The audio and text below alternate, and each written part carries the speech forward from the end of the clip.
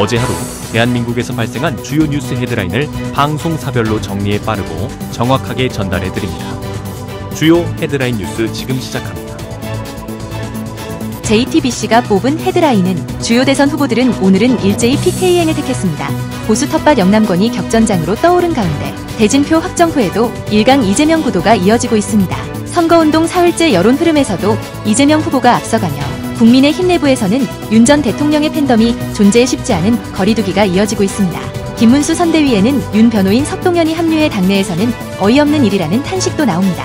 김문수 후보의 세월호 막말 당시 영상이 입수되어 빠르게 퍼지고 있으며 AI를 활용한 후보 합성 영상도 확산 중입니다. 후보자가 싫어서 현수막을 찍고 유세차가 펑크나는 등 선거 현장에서는 잡음이 이어지고 있습니다. 중앙지검은 건진 수사를 했던 남부지검에 대해 영장 집행을 진행 중이며 4년 전에도 불출석했던 김건희 씨는 그때에도 선거에 영향을 미칠 수 있다는 주장을 했던 것으로 알려졌습니다. 숙명여대는 김건희 석사 취소를 위해 학칙을 손보고 있고 윤 파면 효과로 KTV의 유튜버 고소가 취하됐습니다.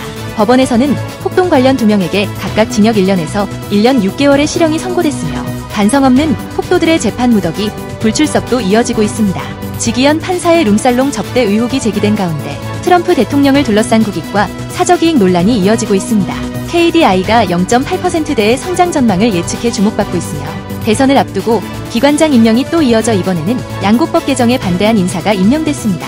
돌비 뉴스에서는 사퇴는 했지만 할 말은 한다는 목소리와 함께 귀여운 곽규택 그리고 배우가 국정원이라는 의혹도 제기되고 있습니다.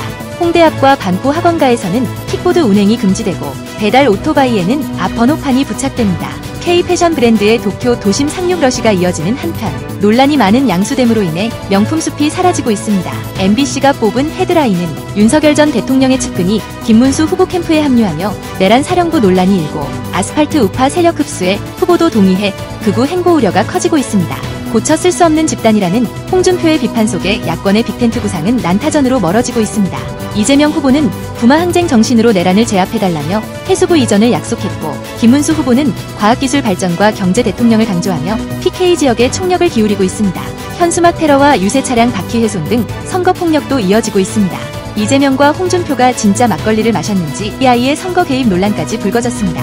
국가안보 훼손 논란 속 김용현 재판은 비공개로 진행되고 지기현 룸살롱 접대 의혹에 판사 겁박 의심도 제기됐습니다. 법원 난동 사건으로 모두가 피해자가 된 가운데 폭도들에게 징역형이 선고됐고 우리 무인기와 유사한 부품 조작 의혹도 나왔습니다.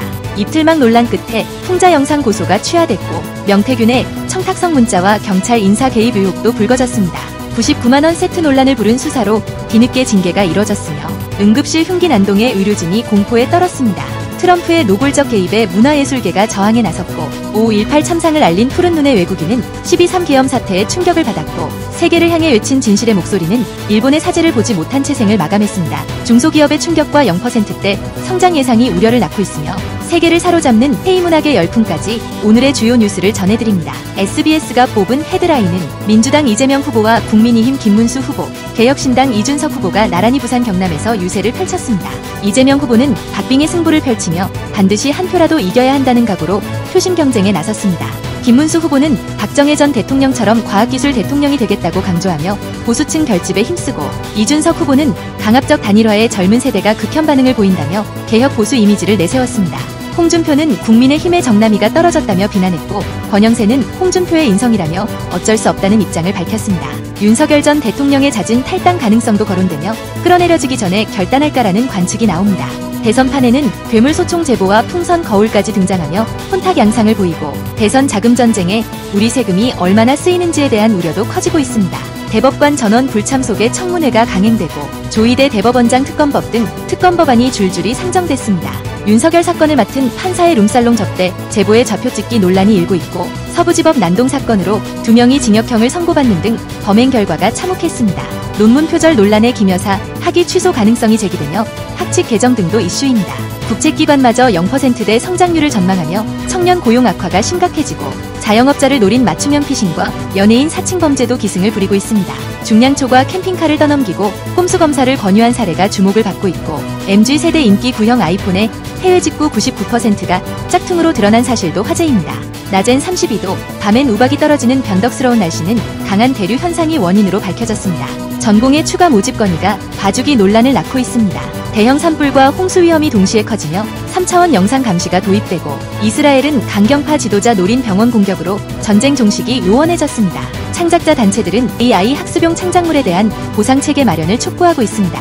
KBS가 뽑은 헤드라인은 이재명 더불어민주당 후보가 이틀째 영남권을 돌며 지역 구도를 깨고 승리를 다짐하는 가운데 국민의힘 김문수 후보는 이재명 당선 시 독재 우려를 강조하며 경제와 과학기술 공약을 내세웠고 개혁신당 이준석 후보는 보수에 대한 힘을 자처하며 양당 구도 타파를 호소했습니다. 한편 윤 전 대통령의 거취를 둘러싼 논란이 이어지며 잦은 결단을 촉구하는 목소리가 나왔고 국회에서는 조희대 대법원장 관련 특검 법안이 상정돼 이재명 후보 방탄용이라는 비판과 함께 독소조항 삭제 등 맞춤형 입법 논란이 일었습니다. 파기환송 모의와 술 접대, 법관 겁박 등 사법부 이슈가 불거진 가운데 북한은 ICBM 열기를 보유한 현재에서 10년 내 50기까지 확대 가능성을 내비쳤습니다. 북한 특수부대 전력 공개로 전쟁 준비 완성을 선언했습니다.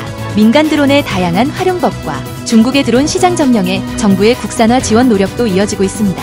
서부지법 사퇴처 선고에서는 징역형 등 높은 처벌 수위가 적용됐고 남은 피고인들의 처벌에도 관심이 쏠립니다. 민원인들의 정보공개 청구 과정에서 회유와 압박을 받았던 사실이 드러났고 고객 개인정보 유출 사실을 100일 넘게 몰랐던 사건도 드러났습니다.